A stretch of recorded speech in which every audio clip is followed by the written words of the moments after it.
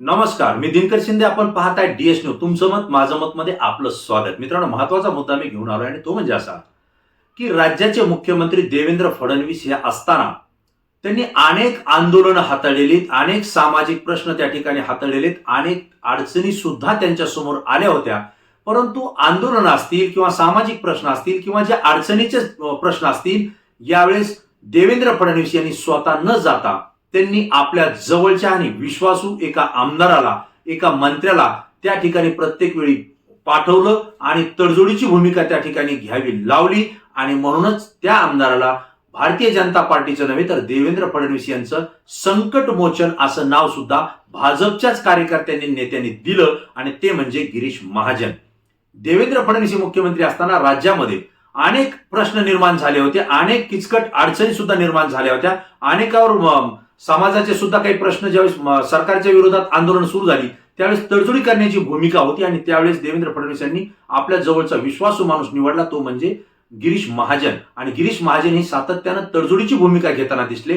त्यांनी अनेकांचे प्रश्न त्या ठिकाणी मार्गी लावले. पक्षप्रवेश सुद्धा अनेकांचे त्यांनी करून घेतले. दुसऱ्या गटातले आमदार असतील, मंत्री असतील, त्यांच्याशी सुद्धा चर्चा करून, भेटीगाठी घेऊन त्यांनी आपल्या भारतीय जनता पार्टी सोबत खेचण्याचा सुद्धा जो यशस्वी प्रयोग केलेला आहे. आणि एवढंच नाही तर काही जणांना शिवसेनेची जी उभी फूट पडली त्यावेळी सुद्धा गिरीश महाजनांची भूमिका त्या ठिकाणी महत्वाची ठरली होती. याच वेळेला गिरीश महाजन यांना देवेंद्र फडणवीस यांचं संकटमोचन ही पदवी त्यांच्याच भाजपच्या कार्यकर्त्यांनी दिली होती. मित्रांनो, आज आपण पाहतोय की एकनाथराव शिंदे हे सत्तेमध्ये आलेले, ते मुख्यमंत्री झालेले आणि म्हणून सरकारमध्ये दोन उपमुख्यमंत्री आहेत, देवेंद्र फडणवीस असतील किंवा अजित पवार असतील. या वेळेला 40 आमदारांचा पाठिंबा स्वतःच्या शिवसेनेच्या पक्षाचा एकनाथराव शिंदे यांना आहे.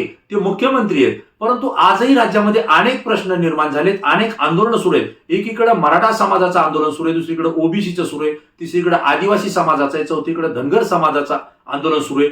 याही पुढे जाऊन अनेक चौकशा सुरू आहेत, अनेक भ्रष्टाचाराची प्रकरणं त्यांच्या समोर आहेत. न्यायालयीन लढाया ते लढतायत. विशेष म्हणजे पात्र अपात्रतेच्या कारवाईमध्ये ते अजूनही अडकलेले आहेत, कारण सुप्रीम कोर्टामध्ये ते प्रकरण गेले. या सगळ्या घडामोडीमध्ये आज सगळ्यात महत्वाचा जो गंभीर प्रश्न निर्माण झालेला आहे तो म्हणजे मनोज जरांगे पाटील आणि मराठा समाजाच्या आंदोलनाचा. मित्रांनो, या कालावधीमध्ये या मराठा समाजाचं आंदोलन मोडीस काढण्यासाठी किंवा ते स्थगित करण्यासाठी, थांबवण्यासाठी राज्य सरकारनं अनेक समित्या पाठवल्या, अनेक मंत्री, आमदार सगळे त्या ठिकाणी, सगळ्या पक्षाचे नेते पाठवले. परंतु जरांगे पाटलांनी त्यांना त्या ठिकाणी कुठलीही म्हणजे किंमत दिली नाही. थोडक्यात किंमत दिली म्हणण्यापेक्षा त्यांच्याशी चर्चा केली, परंतु ते भुलले नाही. जी आपली भूमिका आहे त्याच्यावर ते ठाम राहिले आणि राज्य सरकारने जी वेळ मागून घेतली होती त्या वेळेमध्ये त्यांचा प्रश्न ते सोडू शकले नाही. आणि त्यामुळं मग धनंजय मुंडे जे की पालकमंत्री बीड जिल्ह्याचे आहेत, कृषी मंत्री राज्याचे आहेत, त्यासोबत उदय सामंत जे की मंत्री आहेत, त्यानंतर संदीपानराव भुमरे आहेत, तेही मंत्री आहेत, असे अनेक आहेत जे की अतुल सावे आहेत. हे सगळे भारतीय जनता पार्टी, राष्ट्रवादी, शिवसेनेच्या या शिष्टमंडळामध्ये, समितीमध्ये होते की जरांगे पाटलांना त्यांनी सांगावं आणि आंदोलन मागे घ्यावं. यामध्ये गिरीश महाजन सुद्धा होते, जे देवेंद्र फडणवीस यांचे संकटमोचन आहेत. परंतु हे कुठेही तडजोड जरांगे पाटील आणि शिष्टमंडळामध्ये झाली नाही. त्यांची दिलेली मुदत सुद्धा ती पाळल्या गेली नाही आणि म्हणून जरांगे पाटील हे आक्रमक झाले, मराठा समाज आक्रमक झाला.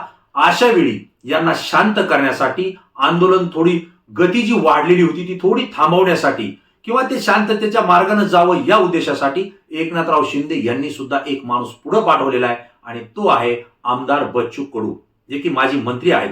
आमदार बच्चू कडू हे शिवसेनेचे नाहीयेत, एकनाथराव शिंदे गटाचे नाहीयेत. त्यांचा एक स्वतंत्र प्रहार पक्ष आहे, त्या पक्षाचे ते प्रमुख आहेत. ते एकनाथराव शिंदे यांच्या सोबत सत्तेत आहेत, परंतु ते मंत्री नाहीयेत. हे मला आपल्याला आवर्जून सांगावं लागेल. परंतु एकनाथराव शिंदे यांच्या वतीनं बच्चू कडू हे सातत्यानं मराठा आंदोलकाच्या संपर्कात राहत आहेत, जरांगे पाटलांच्या संपर्कात राहत आहेत.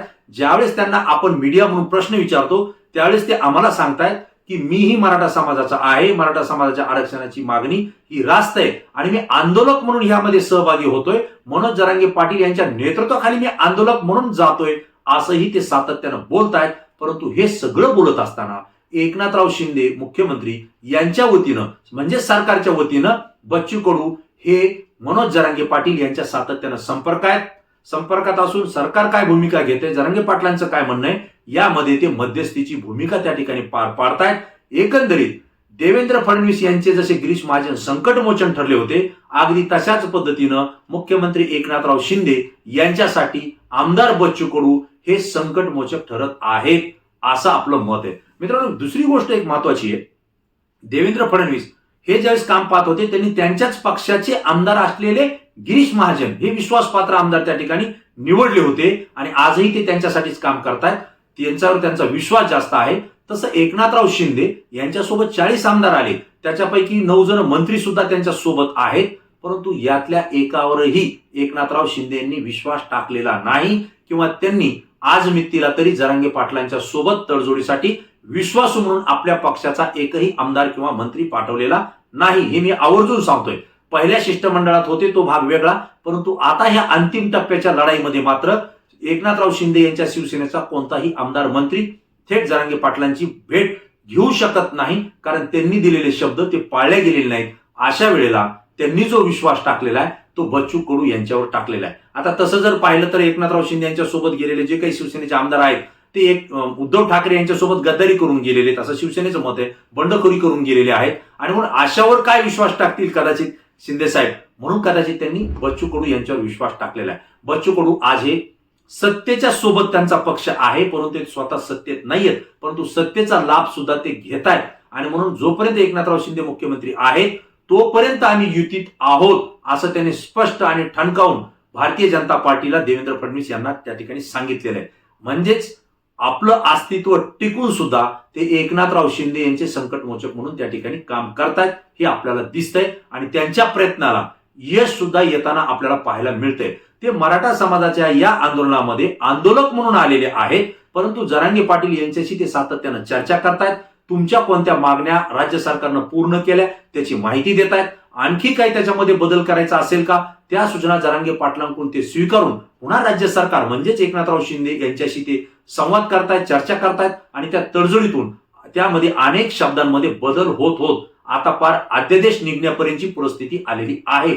विशेषतः ज्यावेळेस जरांगे पाटलांनी आमरण उपोषण सुरू केलं होतं ते पाणीही पित नव्हते, त्यावेळेस त्यांना कोणीही सांगू शकत नव्हतं अशी स्थिती झाली होती, कारण राज्य सरकारनं त्यांनी दिलेली वेळ ही पाळली नव्हती. त्यावेळेस फक्त 2च व्यक्ती होते, 3 व्यक्ती होते की जे जरांगे पाटलांना पाणी पिण्यासाठी भाग पाडू शकत होते. त्यामध्ये होते छत्रपती संभाजी महाराज आणि छत्रपती शाहू महाराज घराणं. दुसरे जे होते ते नारायणगडाचे महंत शिवाजी महाराज हे एक, आणि तिसरे जे होते ते बच्चू कडू. मित्रांनो, छत्रपती शाहू महाराजांचं घराणं जे आहे, छत्रपती संभाजी महाराज असतील, शाहू महाराज असतील, यांनी जरांगे पाटलांना सांगितलं की तुम्ही आंदोलन करा, उपोषण करा, हरकत नाही, पण किमान तुम्ही पाण्याचा घोट प्या. एवढी त्यांनी मागणी केल्यामुळे ते राजे आहेत, महाराजे आहेत, त्यांच्या गादीचा मी सन्मान करतो म्हणून जरांगे पाटलांनी पाणी पिलं होतं. त्यानंतर नारायणगडाचे जे महंत आहेत शिवाजी महाराज हरिभक्त परायण, त्यांनी आवाहन केलं होतं की बाबा तुम्ही 2 घोट पाणी प्या, कारण समाजाला तुमची गरज आहे. त्यावेळेस एक त्यांनी पाणी पिलं होतं. आणि तिसरे आमदार बच्चू कडू यांनी सांगितलं होतं की जरांगे पाटलांची मागणी आणि आंदोलन हे रास्त आहे, त्याला माझा पूर्ण पाठिंबा आहे, परंतु लाख मेले तरी चालतील पण लाखाचा पोशिंदा जगला पाहिजे. जरांगे पाटलांची समाजाला गरज आहे, त्यामुळे त्यांनी आंदोलन करावं, उपोषण करावं, पण त्यांनी पाणी प्यावं ही हक्कानं मागणी करणारे बच्चू कडू हे तिसरे त्या ठिकाणी व्यक्ती होते. मित्रांनो, या सगळ्या घडामोडीमध्ये आपण जर पाहिलं तर मनोज जरांगे पाटील यांनी 15 जानेवारीला सकाळीच जरांगे पाटलांची त्या ठिकाणी भेट घेतलेली आहे, कारण जरांगे पाटील मुंबईला 20 जानेवारीला जाण्यासाठी पूर्ण तयारी करतायत. मराठा समाज तयारी करतोय, लाखो नव्हे कोट्यवधीचा समाज मुंबईमध्ये जाणार आहे. DS न्यूजने यापूर्वी याची सगळी तयारीचे विश्लेषण केलेलं आहे.